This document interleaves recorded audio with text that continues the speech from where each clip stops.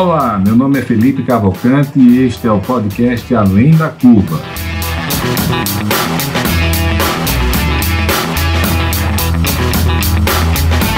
Uma realização da DIT Brasil e da Match Academy.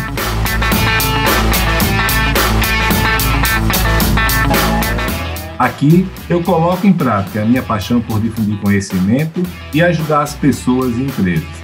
E você terá um encontro marcado com as lideranças e empreendedores que estão fazendo a diferença nos setores imobiliário e turístico do Brasil.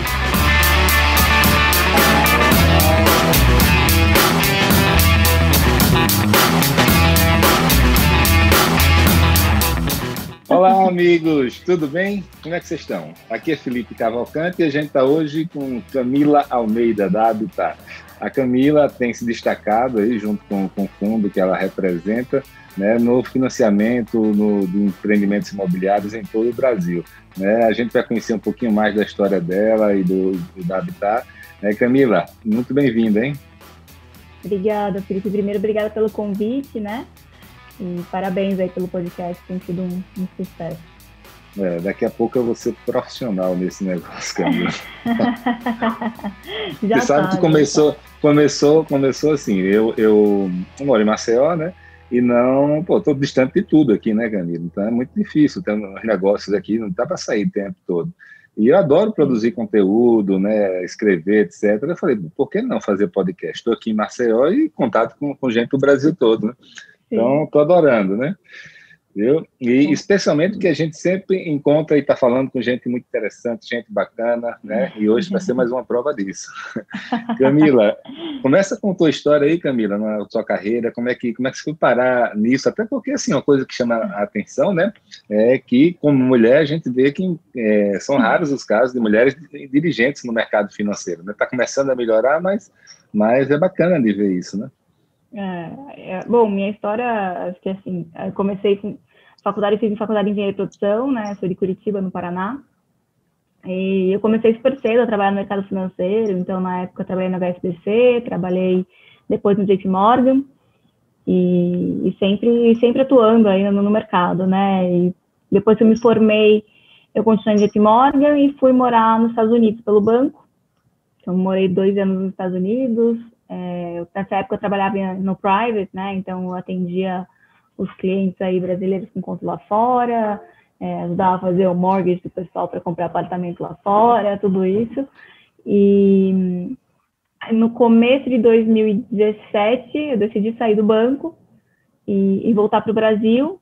E nesse meio tempo eu tinha conhecido o Marcelo Caiati, que tinha trabalhado no Credit Suisse, então já conhecia ele de antes.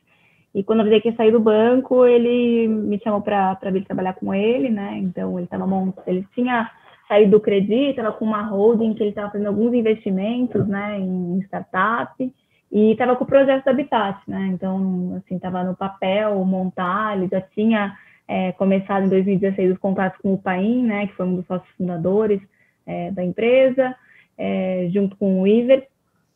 E me chamaram para vir ajudar ele com todos esses investimentos, principalmente com a Habitat, né? E na época, assim, não tinha nada, não tinha escritório, não tinha nada. A gente montou um fundo ali no começo de 2017, que os sócios aportaram dinheiro, e foi crescendo e chegou o que é hoje, né? Que tem 600 milhões.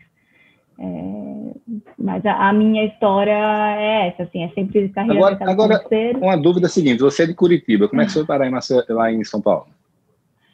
Foi por isso, estava morando fora do Brasil, conheci o Caiati e fui justamente já com o projeto da Habitat, assim, não foi... Não foi antes, vou tentar vir em São Paulo, não, faculdade eu fiz no Paraná também, fiz federal lá em Curitiba. E aí geralmente o pessoal sai do Paraná, vai para São Paulo e depois que vai para fora, eu pulei esse meio do caminho e fui direto para fora. Você foi e voltou.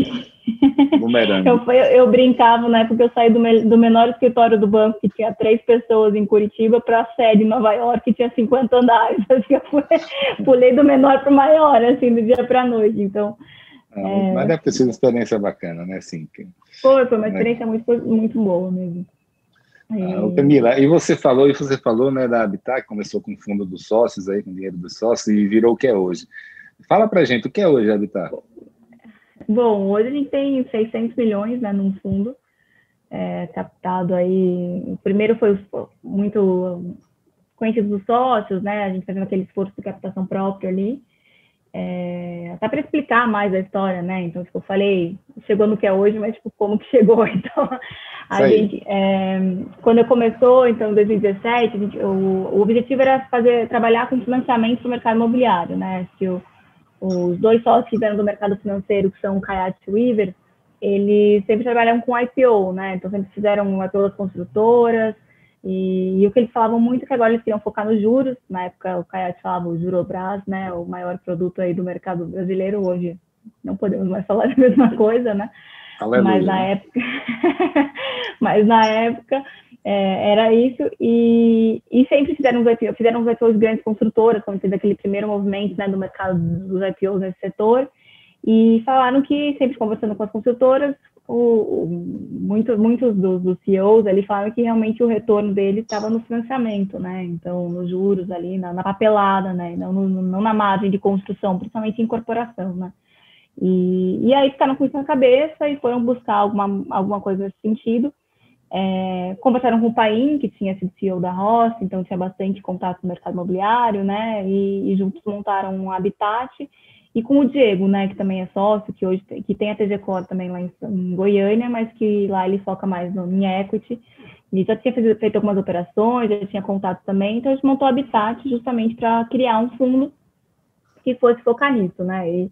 E fosse focar ali em loteamento, em multipropriedade, que na época nem tinha lei, nada, que são os setores que eram menos atendidos por banco, né? Então a gente conseguia resolver o problema aí desses empresários, né, desses incorporadores, loteadores.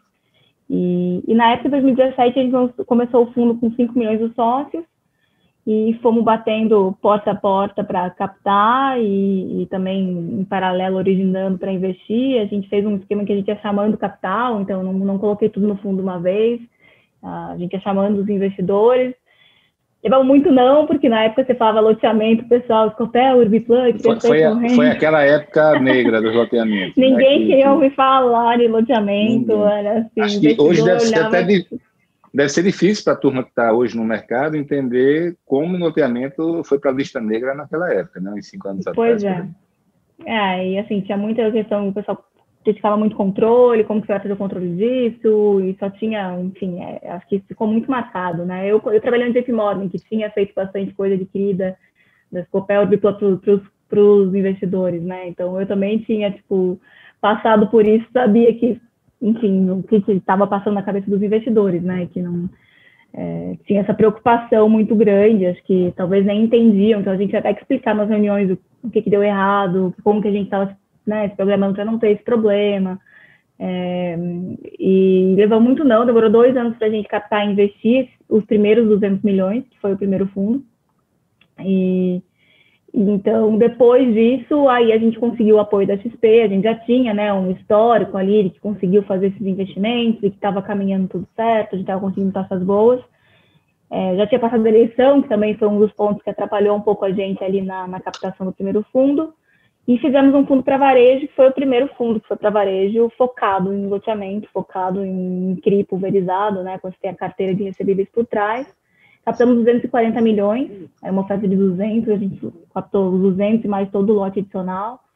E fizemos um follow no ano passado, depois concluí a alocação. E, assim, foi um sucesso de captação, a gente nunca teve problema com captação. A gente vê que vários outros fundos vieram copiar o que a gente faz. Exatamente. Eu falo que a gente abriu a porteira ali, a gente fez um trabalho difícil de quebrar esse paradigma, né, do loteamento, principalmente para varejo, e depois, hoje tem outros fundos atuando no mesmo setor, né? Então a gente vê que tem um pouco mais de Camila, players. explica para a turma que está ouvindo a gente essa diferença, né, dos investidores pulverizados, varejo, né, ou seja, como é que funciona isso versus o qualificado. Explica como é que funciona isso para quem está ouvindo a gente.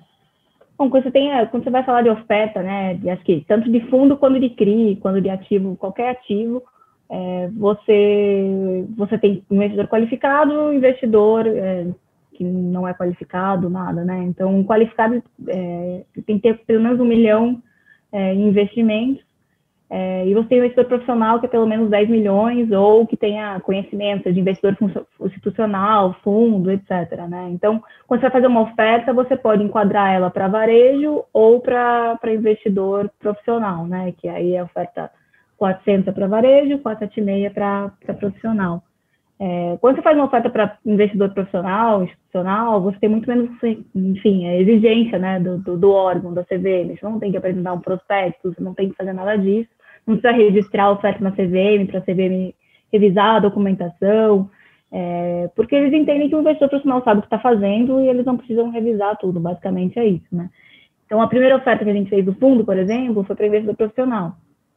Então, foi essa captação de formiguinha, né? Você buscar, o investidor profissional, ele senta, ele faz uma mega diligência, justamente para não, porque ele não tem, enfim, ele tem esse conhecimento mais a fundo e não tem um mega documento prospecto preparado da CVM, né? Então, ele vai fazer toda a diligência, e também, quando você faz uma oferta para investidor profissional, você tem um limite de investidores, né? Então, você pode mostrar para 75 e você pode ter no máximo 50 que vão aderir ali à oferta e realmente investir.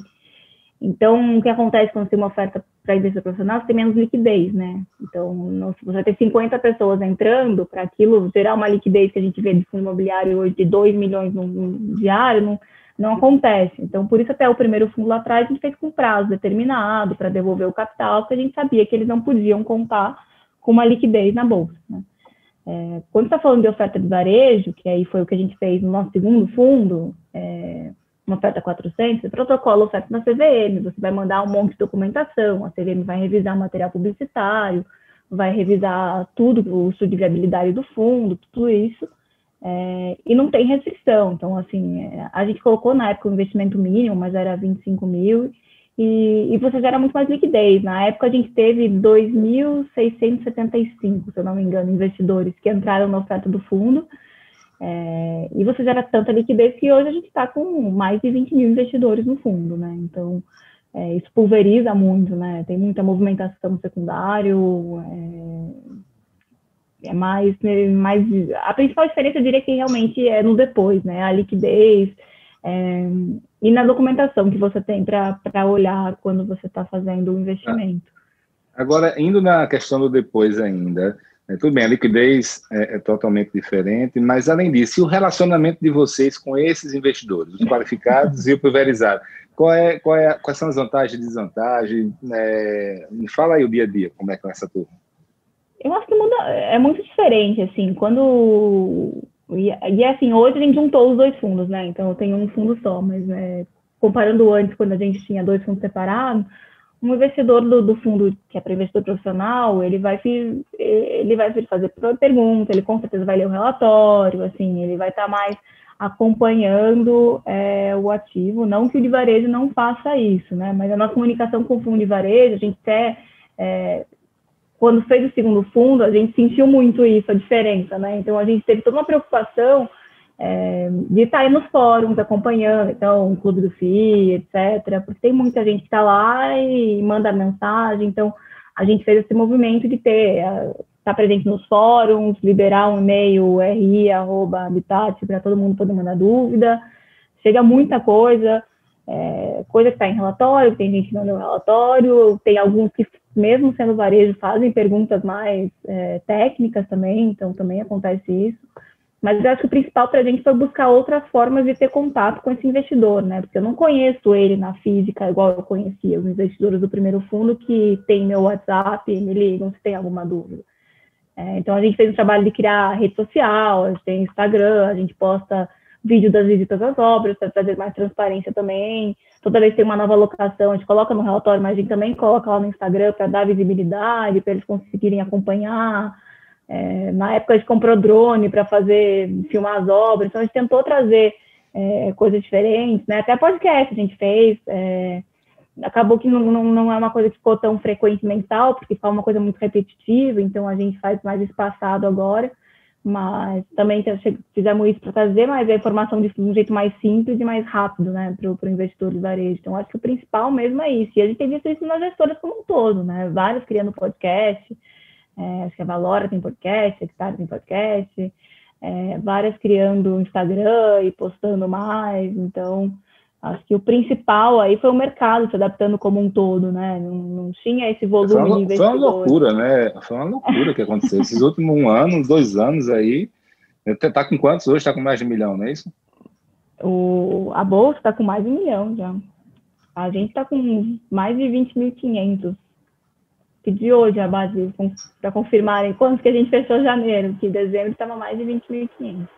É impressionante, impressionante. E realmente, assim, né, o fundo imobiliário, ele é muito bacana, né? Assim, você, assim, estou falando isso, eu indico para minha mãe. Minha mãe estava na dúvida se comprava uma casa para alugar, um apartamento. Eu falei, não, bota no fundo, mãe, porque você não tem problema de imposto de renda, já distribuído sem tributação, tem todas as qualidades e vantagens do imóvel, né, de você, e sem você ter as desvantagens, tendo a liquidez dele, né?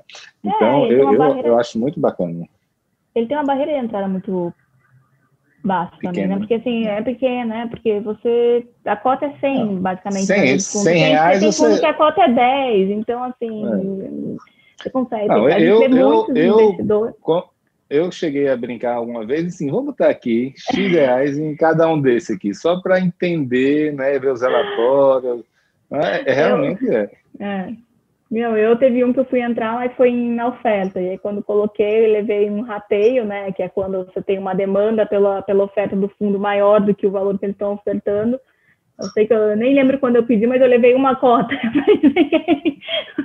Eu fiquei lá carregando aquilo. Falei, gente, não sei como tem investidor que faz isso. Só a dor de cabeça do imposto de renda para você declarar não vale a pena. Exato. Da declaração, né? E a gente tem vários investidores assim com uma cota. A gente fez uma análise uma vez da base. Acho que assim, da quantidade de investidor pessoa física, quase metade tinha uma cota. Então... Camila, aproveitando essa deixa sua aí, qual é o perfil dos seus investidores, assim, geograficamente, sei lá, profissão, não sei, ticket, não sei quais são, como é que você analisa o seu perfil dos seus investidores? A gente tem muito pouco acesso à base, né? O distribuidor tem mais acesso a ela, mas eu diria que, assim, como a gente juntou os fundos, a gente tem, deixa eu até pegar minha última informação aqui, mas a gente tinha mais ou menos 15%, 20% nos principais 10 investidores ali. E eu sei que metade dos investidores pessoa física, né? Então, dos 20.500, a maioria ali é pessoa física, é muito mais pessoa física do que pessoa jurídica, e metade tem, tipo, uma cota, assim. Então... Jura? É bem pulverizado, mas quando você vai ver em questão de quantidade, né? Quando você vai ver o patrimônio, ele está concentrado realmente ali no... Mas a sua cota está 20 mil, é isso? Não, a cota está 126, 125, ela está aí no... A cota é 120 reais, 20 mil é o investimento mínimo. A gente fez investimento mínimo lá atrás, hoje não tem investimento mínimo. Tem mais, hoje, não, como está em bolsa... Você compra uma cota. Camila, você consegue entender porque alguém compra só uma cota? Não. Não é só dinheiro, né? É a curiosidade, como eu tive também. Eu acho que tem os dois. Eu acho que tem curiosidade. Acho que tem gente que, assim, popularizou muito a questão do investimento no fundo imobiliário, né? Então, você vê fórum que realmente tem gente que compra uma cota e com os dividendos vai juntando e depois compra mais uma. Então, tem muito investidor começando com isso, né? Acho que até por essa questão de ter os dividendos mensais ali. Mas não acho que seja tanto curiosidade, eu acho que é mais isso mesmo, a popularização, assim, mais gente entrando no mercado. Beleza, agora eu tenho outra curiosidade, viu? Que é a seguinte, toda essa turma aí está querendo rentabilidade, né? E você deve estar aí nas cabeças de rentabilidade, né? Em relação a fundos de investimento. Queria só que você me confirmasse isso. E segundo, isso assim, já dando andamento para você responder, a gente praticamente acha que fundo imobiliário é sinônimo de renda, né? É shopping, a logística, todos os grandes fundos são dessas áreas, no Brasil e no mundo, né? O grande dinheiro mesmo está em renda. E o seu fundo não é de renda. Então, eu queria saber, primeiro, qual é a sua rentabilidade, se é tão alta mesmo como se fala por aí, que você está entregando para os investidores. Segundo, e que rentabilidade é essa? Vem de onde, já que você não tem renda? É desenvolvimento, mas como é? Explica para a turma. Eu sei como é, mas eu queria que você explicasse para a turma. Vamos lá. Primeiro, rentabilidade, a gente ficou entre os 5 com maiores rentabilidades no ano passado. A gente fechou, saiu fora, CNN, então você está certo, estamos na cabeça. Show de bola, né? Imagina o investidor seu recebendo essa notícia, hein? Fidelização total, né? Pois é, e a gente teve, no ano passado, a gente fechou o ano com dividendo, foi R$ 12,48 por cota, tá? Então, com base na cota que a gente estava, que era 120, mais ou menos, no começo do ano, ficou em 10,27 dividendo. 10,27%, né? Mas foi R$ 2,48 por cota. Então, quem estava desde a oferta inicial lá com R$ 100 de preço, o dividend yield foi mais alto, né? Ainda estou, está praticamente nos tempos de juros altos, né? Pois é. E teve muita coisa da inflação também, né? Então, explicando como que a inflação impacta, até da onde que vem a renda, né? Da onde que vem o dividendo que a gente distribui. A gente financia obra, né? Financia empreendimentos imobiliários, loteamento, multipropriedade, agora começou um pouquinho com incorporação. Mas a gente, assim, geralmente entra, e aí, quando já tem uma carteira, né? Então, o loteador, o que acontece, né? Até voltando, dando um passo atrás aí, o loteador, por que ele precisa da gente? Porque ele vai vender o produto dele, né? Vai vender os lotes e vai vender parcelado. E hoje não tem um produto para o comprador ir no banco e falar, eu quero comprar esse lote desse loteamento que estão fazendo. A Caixa tem um produto para quando já está entregue, mas para quando você está em obra ali, você não tem. Então, e mesmo quando já está entregue, ele não vai conseguir um reparte com o banco, ele não vai conseguir no Itaú e falar, aqui está aqui e eu financio com vocês. Então, o próprio loteador financia, né? Ele vende em 180 parcelas, então ele cria o recebível dele, vai entrar ao longo de 10 anos, 15 anos, e ele vai estar com a obra para fazer nos primeiros 2, 3 anos, né? Fizermos casamento de fluxo de caixa para ele, porque ele está recebendo ao longo de 10, tem que pagar em 3 a obra. Apesar da alta margem que ele tem, né? Porque a gente sabe que o loteamento, o custo da obra não é um custo muito alto, você consegue ter uma boa margem. Então, a gente entra, se ele for no banco captar para conseguir fazer a obra, ele vai conseguir no banco um capital de giro que vai falar, beleza, tá aqui, você me paga em 2, 3 anos, e é isso, vai ficar descasado da mesma forma, porque ele vai ter aquele fluxo em 10 anos. Então, a gente resolve o problema dele, eu dou o dinheiro para a obra, e eu faço uma dívida longa, de 10 anos, casada com o fluxo da carteira dele. O que isso quer dizer? Que todo mês ele vai ter um recebível da carteira, então vai ter lá 2.000 compradores pagando boleto, ou 700, depende do tamanho do loteamento. Aquilo vai cair numa conta, vai pagar a parcela minha da minha dívida, e vai devolver o que sobrar para ele. Então, todos os meses, o fundo recebe juros e amortização das operações de dívida que a gente investiu. E com isso a gente consegue distribuir dividendo para o investidor. Então, as nossas operações geralmente são a taxa que a gente tem nelas, né, que a gente contrata, que a gente financia, é a inflação mais um percentual. Então, além da gente conseguir taxas altas, hoje a gente está investido com taxa média de inflação mais 11%, 11,5%, a gente também teve a inflação no ano passado, né, que foi o IGPM, foi muito alto, e a gente tem grande parte da carteira atrelada ao IGPM, né, então a gente viu também esse impacto na rentabilidade do fundo. Camila, daqui para frente, a inflação ela vai começar a crescer, né? A taxa de juros também. Qual é a sua visão, assim? Até que patamar o mercado vai continuar assim eufórico, sadio, né, para o mercado imobiliário, para os fundos imobiliários? E também, assim, a inflação alta para vocês, para gestores de fundo, é boa ou ruim? Vamos falar da inflação primeiro. Assim, é óbvio que a gente tem um retorno maior, né, para o investidor quando o IGPM está mais alto, se eu tenho uma operação atrelada ao IGPM. Mas por que eu tenho a operação atrelada ao índice de inflação? Porque a carteira daquele incorporador também está atrelada à inflação. Ou seja, ele tem que conseguir repassar isso para o comprador dele, da mesma forma que eu estou repassando, estou fazendo ele pagar corrigido para mim, né? Então, assim, é bom por um lado de retorno para o investidor, mas a gente até viu muito investidor comemorando o IGPM em fórum, sai o IGPM, eles mandam mensagem lá, o IGPM bateu tanto. E o que, assim, tem que pensar também o impacto que isso tem no outro sentido, né? Então, a gente teve casos de operação falando que loteador não conseguindo repassar o IGPM todo. Teve gente que repassou 12%, teve gente que não repassou nada, teve gente que resolveu trocar todos os contratos para IPCA. Então, assim, a gente vê essas mudanças do outro lado. Então, como a gente tem um excesso de garantia, então o que ele recebe para o que ele tem que pagar tem uma boa margem, não chegou a impactar nada da carteira.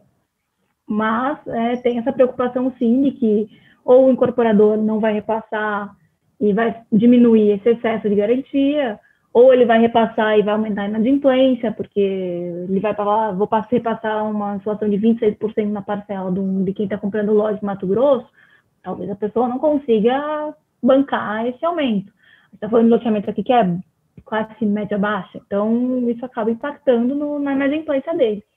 Então, eu diria que assim, não é que é ruim totalmente, né? É óbvio que aumenta o retorno de certa forma, mas tem esses pontos de atenção que a gente tem que acompanhar muito de perto.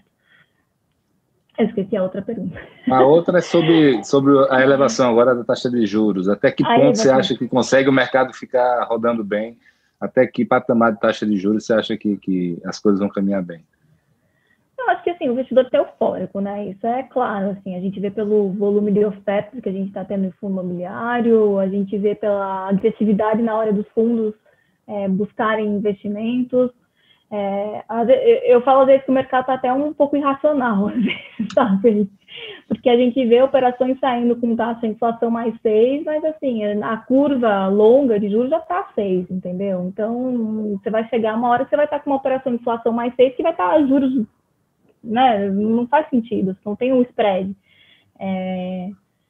Eu acho, assim, não acho que vai impactar de toda forma os fundos, tá? De tipo, não vai, ninguém mais vai olhar fundo imobiliário por causa disso, mas eu acho que vai ter um período de ajuste aí, em que fundos que estão rendendo, tem fundo que tem um retorno que não vai mais ficar não vai fazer sentido se os juros voltar para um patamar anterior.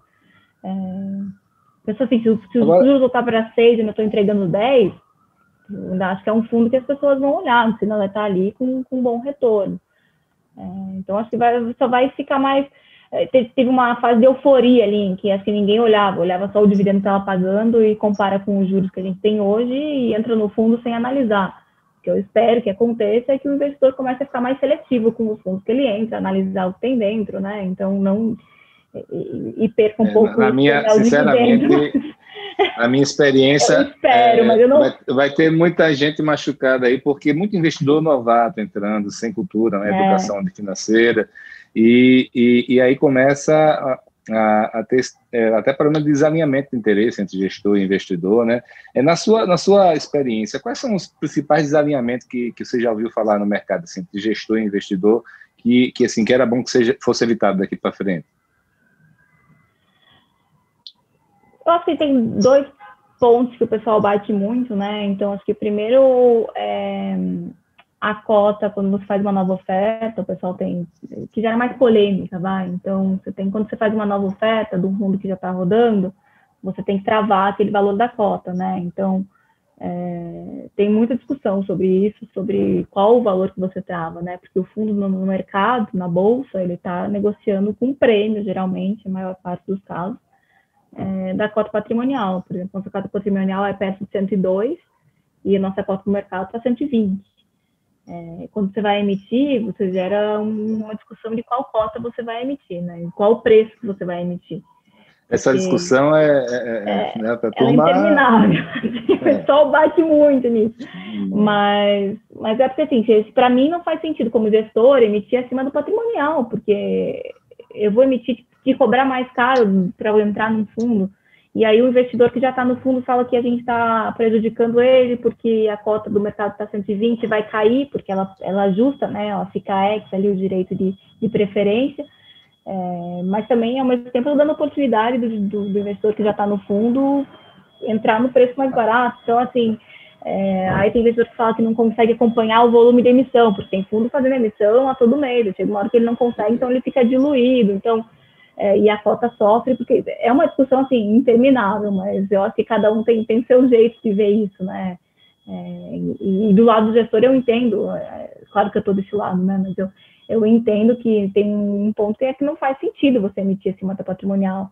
Quando a gente fez a oferta do follow-on, por exemplo, a gente sofreu com isso. Nossa cota estava muito descolada, estava perto de 120 alguma coisa, não lembro agora. E na hora de travar a cota do follow-on, que a gente fez no início do ano passado, não sei se ele lembra, mas dezembro de 2019, teve aquele boom nos fundos imobiliários, que foi assim, nem sei explicar o que aconteceu ali, mas praticamente quase todos os fundos subiram muito, a nossa valorizou bastante, e a gente estava bem negociando o follow-on nessa época, né? E a nossa ideia era fazer na cota patrimonial mais os custos de distribuição.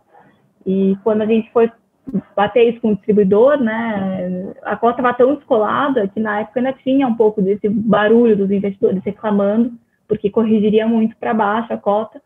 Então a gente fez um pouco acima com os custos, fez a 108, 65, por aí. E aí veio a pandemia 2 meses depois e derrubou a nossa cota para patrimonial. Então, assim, falei, o meu maior trauma foi esse, porque eu cobrei um valor que realmente era médio ali, né, acima, e para a oferta, mas a gente teve a correção logo depois. Então, quando Camila, você olha uma situação dessa... Como é que está hoje a sua cota em relação à pandemia? Ela chegou a bater aonde? Em que patamar, que nível? Ela chegou a ficar abaixo de 100, ela puxou, não lembro se foi 98, 97, mas ela puxou bem para baixo, 95. E agora ela está nas máximas aí, perto do que estava no comecinho do ano passado. Então, falando em pandemia, eu queria tirar uma dúvida contigo, um esclarecimento, que é o seguinte: você atua em 2 setores que eram, né, patinhos feios há 3 anos atrás, né, 4 anos atrás, ninguém queria saber. A multipropriedade era um setor novo, né, que de repente os incorporadores lá do interior de Goiás começaram a inventar esse modelo de negócio novo, né, misturando incorporação com time sharing, e loteamento, que apesar de ser, tá na cultura do brasileiro, ele vinha, né, no mercado financeiro, ele estava mal visto por causa de algumas grandes empresas que tentaram se nacionalizar e a coisa não andou bem. Bem, mas aí vocês entraram no mercado. E multipropriedade, a gente sabe que teve a lei, né, da multipropriedade em 2018, dezembro, que já deu uma segurança jurídica boa, mas quando eu falo com todo mundo do mercado financeiro de São Paulo, a turma, assim, é um produto novo, todo mundo já está muito ocupado fazendo, já tem demanda demais, já não consegue dar conta, e não tem o interesse, o braço para olhar esse nicho. Mas um questionamento sempre é o seguinte, é sobre essa carteira, e quando e é um produto que tem segunda residência, e aí chega uma pandemia, né? Então, primeiro, qual é a teoria, né, popular e clássica dos gestores do mercado financeiro, economistas, é que o que não for prioridade, ele não vai ser pago. E segunda residência não seria. Mas diz para a gente, como é que a carteira da multipropriedade se comportou na pandemia, né? E também explica para a turma aí como é que está esse setor de maneira geral. Tá. Bom, a gente investe em propriedade desde antes da lei, né? Então, nossos primeiros projetos ali que a gente investiu foi em 2017, a lei, se não me engano, foi 2018 que saiu. E a gente, como você falou, né? São 2 setores que eram patinho feio e chegou a pandemia e a gente teve 2 comportamentos um pouco opostos, assim, né? Então, multipropriedade, a gente viu um aumento na inadimplência. Acho que o principal também que atrapalhou eles geralmente tratam muito porque conseguem vender muito rápido, né? Então, tem esse distrato, a gente sabe que tem muito distrato em multipropriedade, que você acaba revendendo várias vezes, né, a mesma unidade ali, pode ser uma venda de impacto, né? Mas tem muitas vendas, principalmente em temporada de férias, né? Então, junho, julho, dezembro, janeiro. Então, o que a gente viu foi que sofreu muito com tá fechado, basicamente, tudo em junho, julho, que seria uma época de venda muito alta, né? De bastante venda. Mas, assim, não teve nenhuma operação nossa que realmente, assim, deu de fogo, Estressou, nada né? disso, tá? Estressou. Claro que aumentou na inadimplência, diminuiu aquele excesso de garantia, mas a gente já procura entrar com uma boa margem de segurança nessas operações, né? É um setor, como você falou, que está crescendo muito, então a gente realmente está focando hoje em pegar projetos que tenham diferencial, né? Que tenham, então a gente entrou agora no mês passado no projeto em Maceió, Jura? Ah, foi, eu tô no sabendo, você Ipioca, falou. Você falou. no Ipioca. E então, assim, é um projeto que, bom, você sabe, está aí. Então, é Ah, basicamente a turma é muito profissional aqui, a turma de exato, já tem um Maceió. histórico de gestão hoteleira, então é o único projeto que já está em obra aí, que é todo um complexo que eles estão criando, então tem um diferencial, né? É uma cidade que não está com uma oferta muito A oferta, né? enorme, vários projetos fazendo venda ao mesmo tempo, concorrendo um com o outro, né? Então, foi uma operação que a gente fez agora. Assim, quando você olha o setor multiplicar, está crescendo muito a oferta, e você vê que tem umas cidades que já estabilizaram, né? Então, Caldas Novas, por exemplo, não está tendo um aumento no número de projetos, já chegou meio que no limite ali, né? Demorou, porque é muito projeto, né? E Olímpia também é uma cidade que, assim, eu fui para lá em 2017 e você volta lá hoje, assim, o que fizeram lá É é surreal, impressionante. assim, é impressionante. O que Não eu tinha acho de nada. vantagem para a Olímpia é que, assim, são poucos players mais qualificados, né? Então, ao contrário de Caldas Novas, que tem muito projeto, muita gente, lá são Exato. poucos players, acho que 3 principais, né? E eu até acho que está mais para Gramado do que para Caldas Novas lá. Né? Assim, não é óbvio, quando eu falo para Gramado é no sentido de uma ordenação, né? Sim, não, e Gramado é o que você falou, assim, tem muita oferta, mas a gente já fez um estudo, porque a gente já teve investimento, não sei se foi pré-pago até, mas a gente teve já fez 4 investimentos lá. Então a gente tinha todo o histórico da base, né? E a gente tentou estudar um pouco o comportamento, quando lançava um deles, que já tinha o outro, se impactava nas vendas, assim, não impacta nada, diferente de Olímpia, que a gente tem 2 projetos lá, e a gente viu que realmente, quando lançaram o segundo, deu um impacto um pouco nas vendas do primeiro. Então, Gramado não tem isso. Você vê que a demanda, realmente, tipo, A tem demanda demanda porque eles estão e o criando lá. ticket médio lá também é absurdo, né? Totalmente diferente do resto do Brasil. Né? Agora, eu queria entender uma coisa. Como é que o gestor, né, como vocês, e o próprio investidor, eles lidam com os índices de cancelamento da multipropriedade, que são altos, né? Muitos empreendimentos têm que ser vendidos 2 vezes, né? Então, isso assusta muito um investidor tradicional do mercado imobiliário, que está acostumado a não ter cancelamento, né? Mas o que eu digo, assim, eu quero ouvir de você, mas o que eu sempre penso é o seguinte: se a conta fechar no final das contas, se tiver uma garantia bacana, etc., um player bom, tudo bem, mas eu queria, da sua ótica, e outras pessoas do mercado player, assusta muito, e como é que vocês lidam com isso para minimizar esse problema? O que é que vocês aprenderam nessa jornada aí? Então, assim, quando você faz o investimento, você já tem que saber que isso é uma característica do setor, né? Não adianta você investir em multipropriedade e depois falar, meu Deus, está tendo muito distrato. Acho que todo mundo já sabe que tem muito distrato, principalmente ali no início, né? Então, enfim, o comprador está lá no parque, faz a compra, chega o primeiro boleto, quando ele já está em casa, já voltou das férias, fala, meu Deus, o que eu fiz, não vou pagar, e já distrata. Então, assim, tem muito distrato, logo antes da primeira parcela, muito. O principal para a gente é estar com projetos e com empresas que têm uma boa gestão, tanto das vendas quanto de cobrança e de extrato, né? Então, que consigam entregar e fazer um controle disso. E também estruturar com um excesso de garantia, né? Então, eu não vou estruturar se ele tem 100 mil de recebimento por mês dos boletos do que está vendido, não vou estruturar uma operação que a parcela que ele tem que pagar seja 100 mil por mês.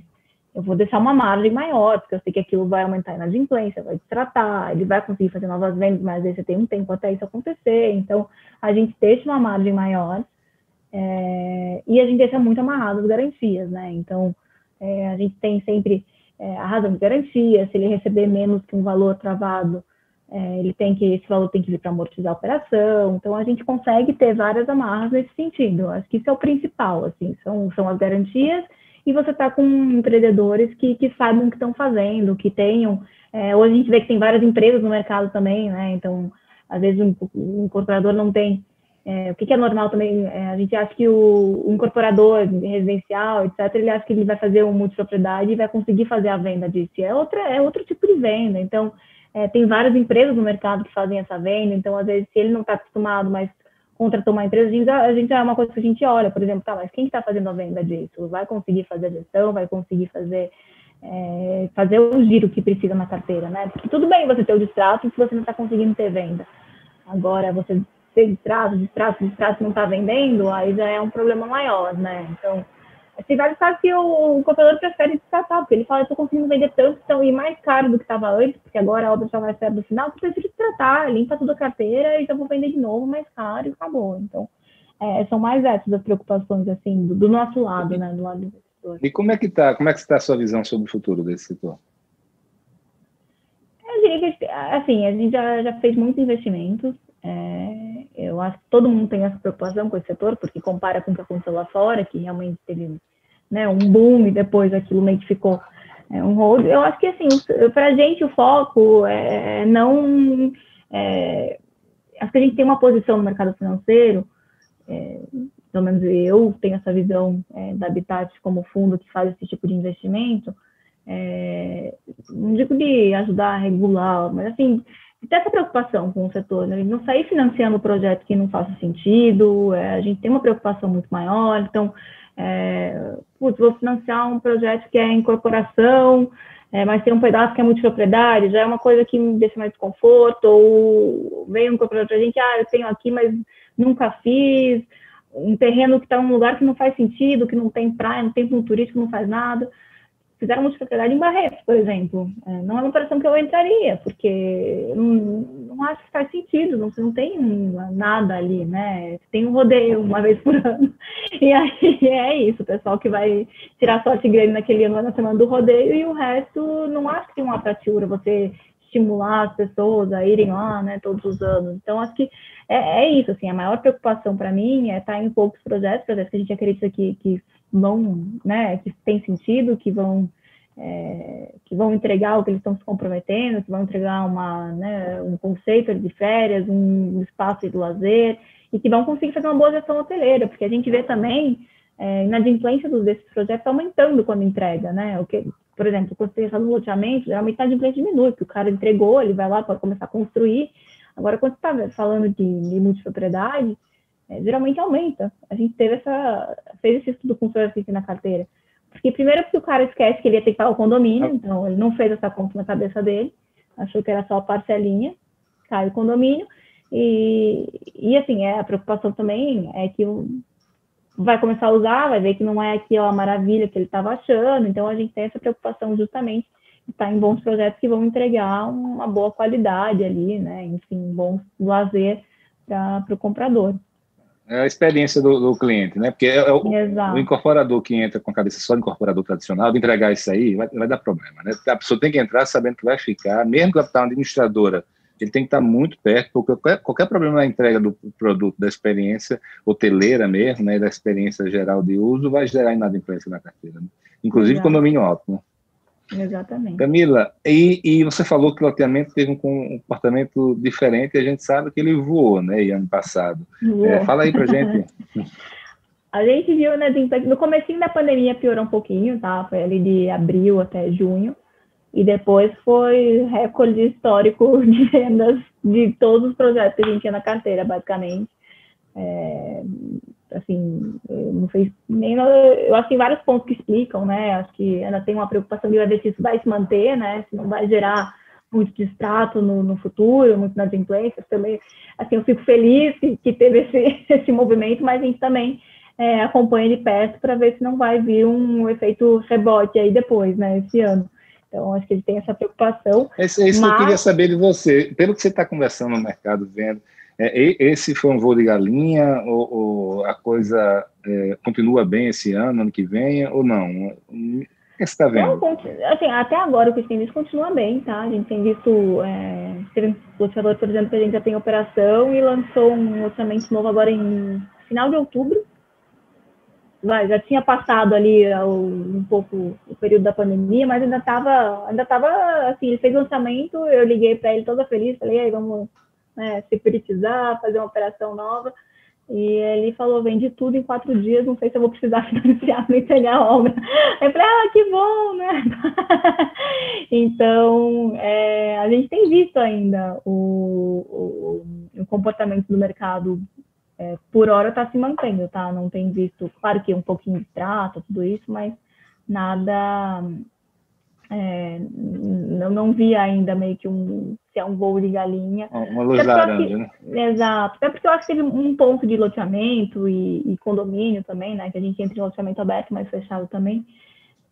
Que foi a questão da pandemia, todo mundo trancado em apartamento e buscar mais, né? Um outro espaço para morar, né? Você está em um lugar aberto, enfim, em casa, eu acho que teve um pouco desse impacto também, né? Do lado da preocupação, minha preocupação são mais com os loteamentos classe média baixa que estejam usado auxílio para pagar a parcela, basicamente. Essa que é Mas maior. você sabe que tem um ditado popular aí, né? A fama de que esse pessoal paga melhor do que a classe mais alta, viu? Muitas vezes, porque eles ali, aquilo para eles é sagrado, né? Exato. Assim, só quando realmente não dá e não tem dinheiro, perdeu, aí realmente. Mas, Camila, viu você falar rapidamente aí que vocês estão entrando em corporação. Explica para a gente essa novidade aí. A gente nunca teve restrição, né? Então, acho que só não acontecia de aparecer oportunidade com o nível de taxa que a gente olha, porque conseguiam muito com o banco. E a gente fez 2 incorporações em São Paulo agora, fez 2 operações de incorporação em São Paulo, porque não estavam conseguindo o plano empresário, né? Financiamento de produção com o banco. Então, não queriam atrasar a obra e foram buscar com o mercado financeiro, mercado de capitais, o financiamento. Então, o modelo é um pouquinho diferente, né? Porque não tem aquele fluxo longo, então é uma operação mais curta, mas a gente tem feito operações nesse sentido. Fizemos 2 agora e a ideia é continuar olhando esse setor. Acho que o mercado como um todo está vendo oportunidade nessas operações, justamente pela dificuldade que estão tendo de conseguir financiar com o banco. Que antes conseguiam uma taxa mais baixa. Em todos esses setores, o que vocês fazem é basicamente financiamento da produção e também antecipação de carteira, de recebíveis? Ou tem alguma estruturação meio diferente?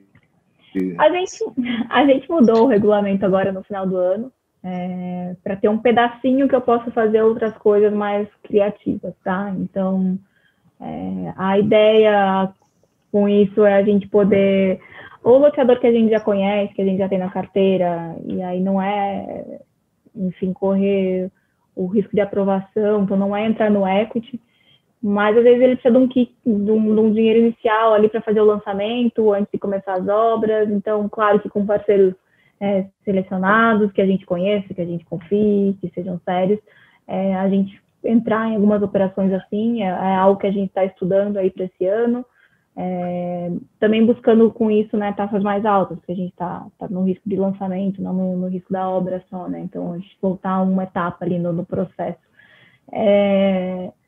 Que mais? A gente tem olhado outras coisas também, a gente abriu um leque até para explorar um pouco de logística, talvez, outras coisas nesse logística está na moda, né? Tem abrir a cabeça um pouco, né? Acho que até, enfim, nosso regulamento, como eu falei lá atrás, foi o primeiro fundo que foi para varejo no mercado, focado em loteamento. Então, a gente tinha um regulamento bem amarrado.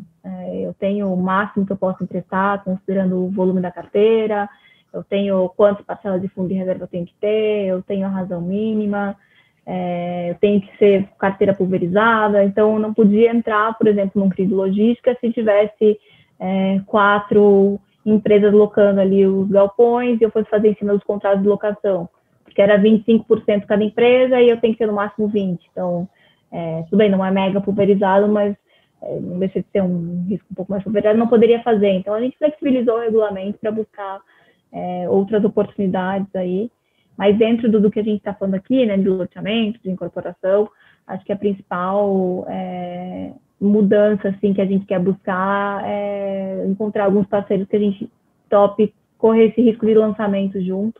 Claro que com taxa mais alta, com tudo bem amarrado, né? Trigger se não bater um percentual de vendas, vencimento principal, algumas coisas nesse sentido, né? Mas que a gente tenha mais flexibilidade. Acho que a principal mudança aí para esse ano que a gente tá olhando. E depois que você acha o parceiro certo, começa a botar dinheiro na mão dele, como é que você faz o monitoramento disso, o acompanhamento? É mais hands-on, hands-off? Como é que é? Vocês estão no dia a dia da operação? Você faz a gestão da carteira ou só faz o service mesmo, espelhamento? Uhum. A gente confia muito que os parceiros que a gente tem do nosso lado, eles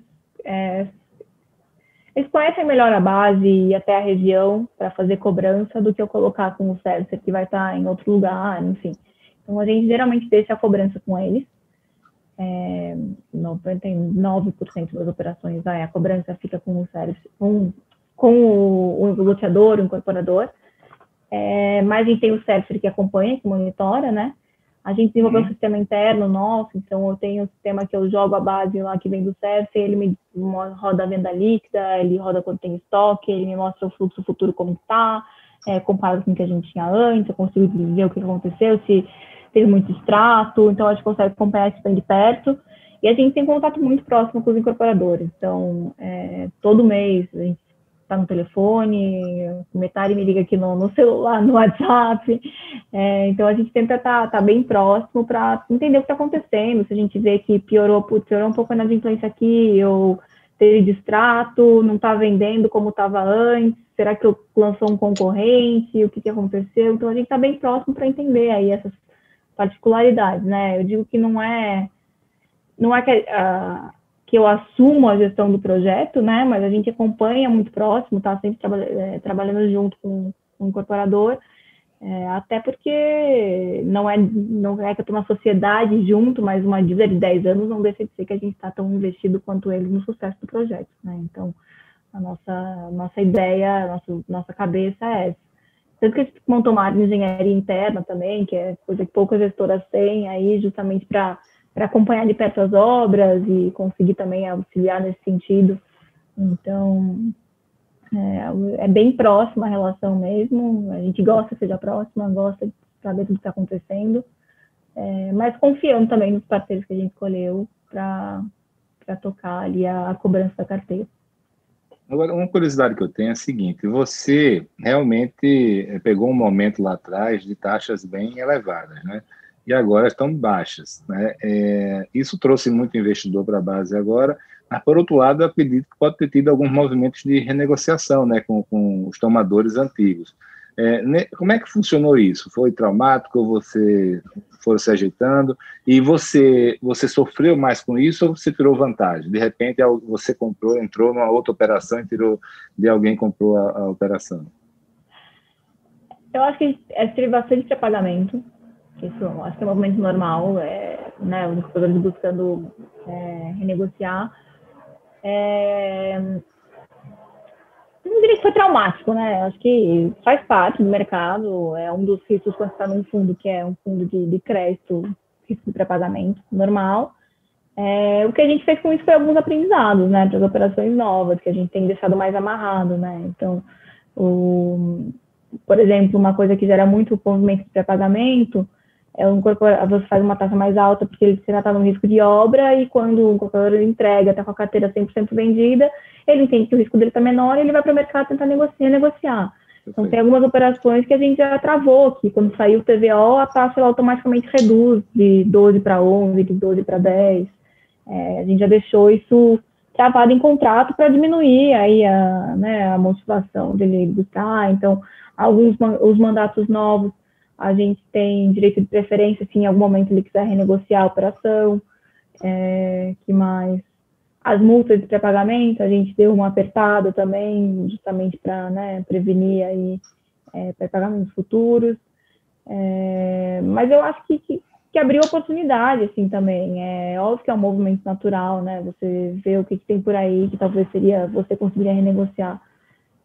Também acho que, ao mesmo tempo, teve coisa que foi pré-paga, que a gente olhou operação nova e prefiro não fazer, entendeu? Então, acho que o mercado está um pouco eufórico, agressivo aí no sentido de taxas que, depois que quebrou o paradigma de loteamento, a gente tem visto algumas coisas que a gente prefere ficar de fora até, assim, então...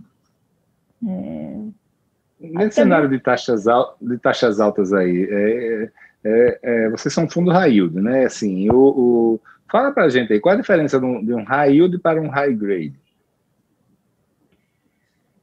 Eu acho que, vamos lá, quando está falando high grade, geralmente está falando de ativos, né, com rating, com menos risco e menos retorno, né?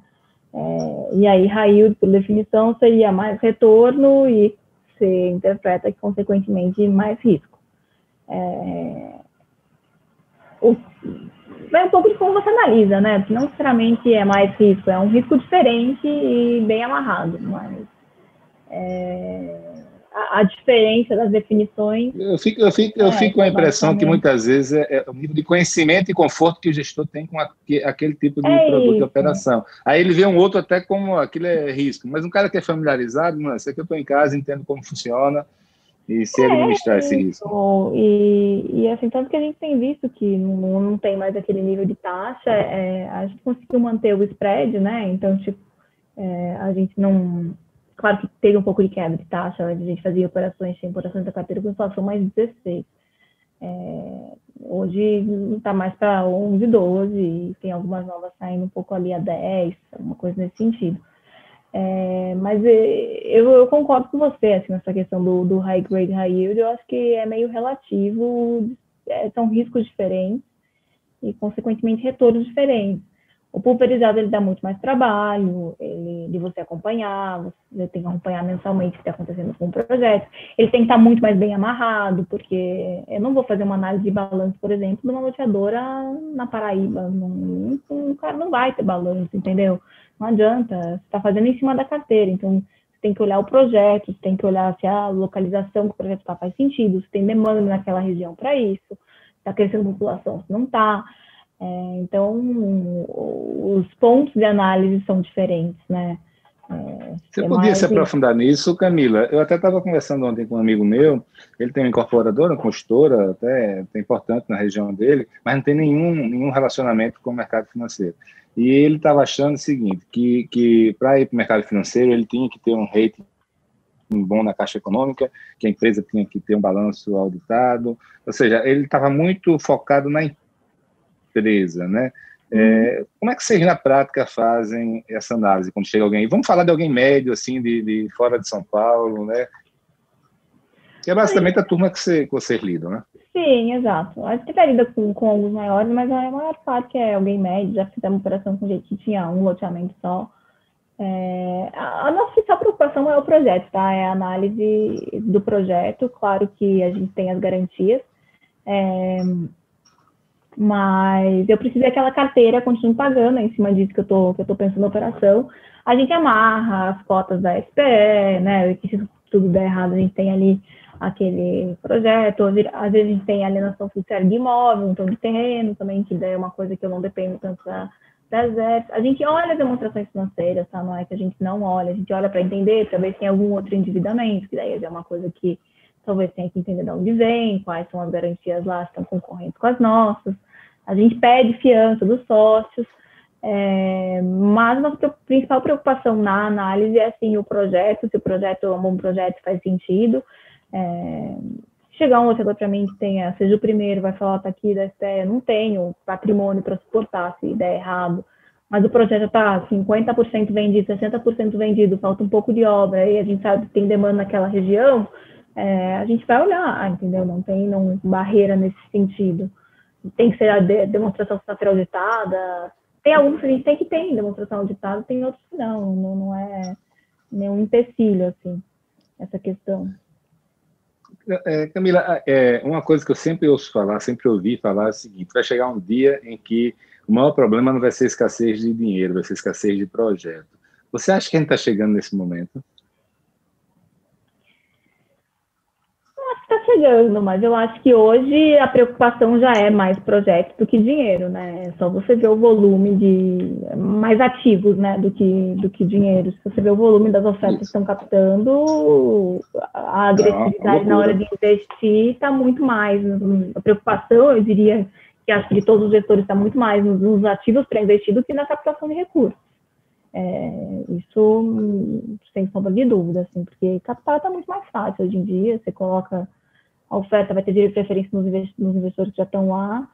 É claro que um fundo novo às vezes sofre um pouco aqui ou ali para captar, mas os que já estão rodando, a preocupação é muito mais essa.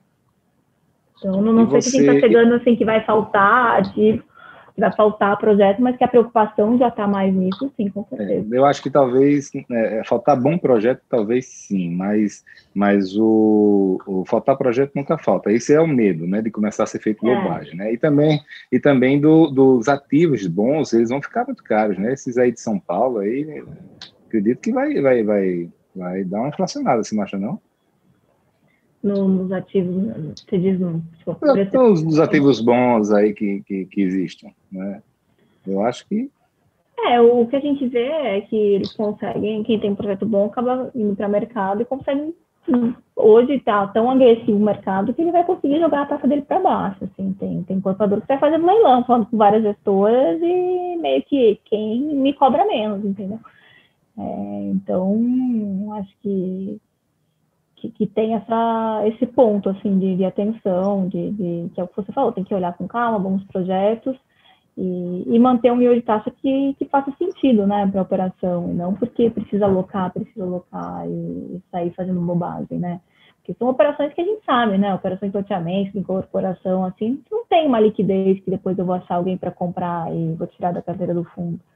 E agora está vendo muito movimento de renegociação porque o juro não baixou, mas se o juro subir depois, todos esses torcedores que estão correndo para renegociar vão ficar quietinhos lá, assumir e acabou, entendeu? Então, a gente tem essa preocupação, assim, de investir bem, investir em bons ativos e não sair correndo e fazer bobagem. Na pandemia, a gente segurou as alocações, ninguém sabia o que ia acontecer, né? Então, a gente segurou, não sabia o que ia acontecer, tinha projeto de multipropriedade no pipeline e estava com todos os hotéis fechados, das novas em caos, assim, não tinha o que fazer, a gente segurou. Mais prudente do que poderia ter saído investindo em todo mundo que estava precisando, poderia, mas não foi a nossa decisão, a nossa escolha. E a gente está chegando aqui no fim já, Camila, mas eu queria saber o seguinte, vocês foram inovar, vocês foram, né, a nova fronteira aí que vocês abriram lá com multipropriedade e loteamento. Eu queria saber um pouco dos próximos passos aí da Habitat e quais são as novas fronteiras, ou não tem? Vai ficar ali mais ou menos no que já é conhecido?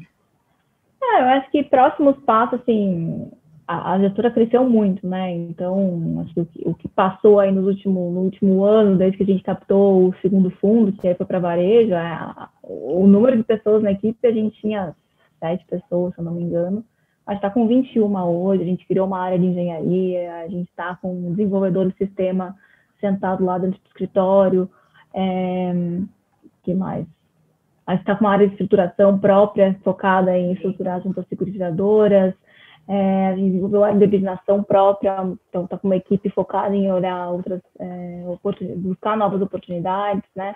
Então, a gente teve já esse, que foi, não foi o próximo passo, que já foi, né? Mas, enfim, foi o próximo passo depois de levar para a varejo a estratégia, foi reforçar o sistema, ter tudo isso.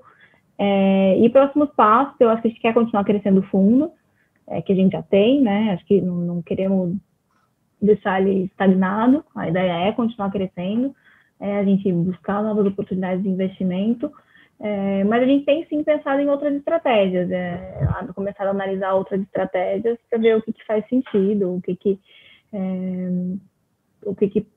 enfim, a gente pode vir lançar um outro fundo com outro foco, né, que não interfira com esse, obviamente, mas porque aparece muita coisa. Depois que você vai para o mercado e que a Habitat, por exemplo, já ficou mais conhecida, chega muita oportunidade para a gente que é do setor imobiliário, mas não necessariamente é um financiamento de CRI, não é uma coisa, não faz sentido para o nosso fundo. Então, a gente tem estudado isso, testado algumas teses, então, buscado pipeline, a gente está olhando isso, sim. para esse ano. Nada confirmado ainda, mas estamos analisando. Bacana. Sucesso para vocês. E antes de terminar, eu só quero fazer uma pergunta, uma curiosidade pessoal. Como é que é mergulhar com tubarão e arraias? Hein? Eu esqueci que você me segue. Você... eu acho que você devia ter... Quando eu não estou no escritório, eu estou no fundo do mar mesmo. Mas é sensacional, eu adoro. Acho que a única hora que me tira, eu consigo desligar é quando estou embaixo da água. Eu adoro o que eu faço. Mas é só quando está mergulhando ou quando está mergulhando com tubarão? Só para entender. É quando está mergulhando, não só com tubarão. Mas o tubarão, ele dá aquela graça a mais. Menino, é coragem demais. E vem cá, como é que você entrou nisso? Assim, você é de Curitiba, é isso? Sou de Curitiba. Como é que essa paixão por mergulho se você não tem praia? Eu fiz o curso, eu sempre gostei de mar, na verdade, né? Eu cresci minhas férias de verão inteira na praia e em 2015, 2014 eu fiz o curso de mergulho, porque ia fazer uma viagem e depois nunca mais mergulhei. E aí, em 2018, pode ser? 2018, acho. Eu fui para a Indonésia nas férias e mergulhei, porque já estava lá mesmo, tinha carteirinha. E aí, meio que voltou, assim, falei, nossa, eu gosto mesmo disso. E aí, voltou. E aí, em 2019, eu fui para o Egito mergulhar. Ano passado, eu fui para Bahamas, fui para Maldivas. Que acho que foi quando você viu, tava com tubarão e manta. Mas eu adoro, né? Para mim é a única hora que eu falo que eu descanso, eu desligo. Às vezes eu estou muito estressando no trabalho, eu dou uma fugida para Ilhabela no final de semana, dar uma mergulhada. Mas você consegue com frequência ou não, dar uma desligada? É mais difícil aqui, assim, a visibilidade é meio ruim, mas consigo. Se às vezes estou muito estressada, eu vou, mesmo com visibilidade ruim, dou uma mergulhada e volto. Isso aí. Muito bem. Camila, brigadão, viu? Muito bacana o papo aí. Imagina, obrigada. Obrigado mesmo, né? E boa sorte aí com seus planos, tá bom? Obrigada, para você também, Felipe.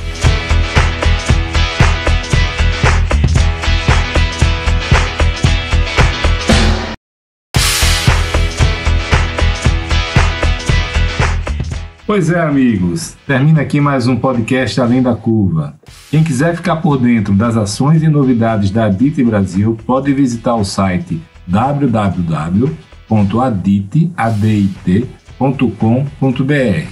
E quem quiser conhecer mais sobre os grupos Mastermind e as soluções de funding da Match Academy, pode acessar o site www.matx.com.br.